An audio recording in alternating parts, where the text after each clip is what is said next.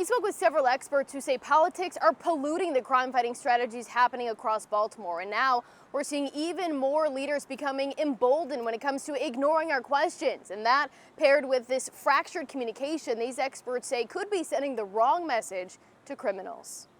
The sound of Baltimore. Playing as the start of another month this year begins with bloodshed.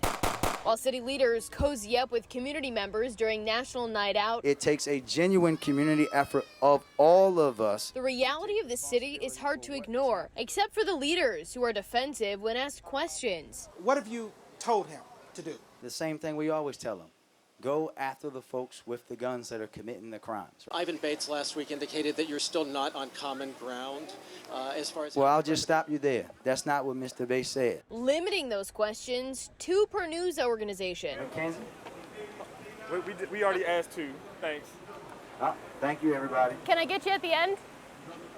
Mackenzie, you can catch me at the next event. Just come there. Despite the growing list of concerns, I believe it's really responsible to the people of the city. Ed Norris, former BPD commissioner, says the people of Baltimore need answers, and questions from the media should be respected. They deserve answers. I mean, this is like the bloodiest time in Baltimore's history in the last, I don't know how many decades, and yet by not answering, it's as if you ignore it and you don't talk about it. It doesn't exist, but it does exist, and people deserve answers. When we did catch up with Mayor Brandon Scott, do you think that the streets of Baltimore are safe right now? I think that we know it doesn't matter where you are in America, Mackenzie. If someone wants to shoot you and they have access to a legal gun, they might carry that out. More vague answers. Everyone is thin-skinned. You know, the mayor, you ask him a question, they're defensive. The city council grandstanding to be mayor. And the reality of the matter is, if you really wanted to have some solutions, it wouldn't necessarily just be in city council hearings. Tyrone Powers, a former FBI agent, says when it comes to Baltimore's crime-fighting strategy, the politics and egos seem to be getting in the way. Politics sometimes is trumping the crime fight. Do it for the people for once instead of for your own popularity. Well, Mayor Scott may dodge direct answers. His director of the Mayor's Office of Neighborhood Safety and Engagement, Shante Jackson, completely ignoring our questions. Sydney, can I ask Director Jackson? No? Director Jackson, can I ask you a couple of questions?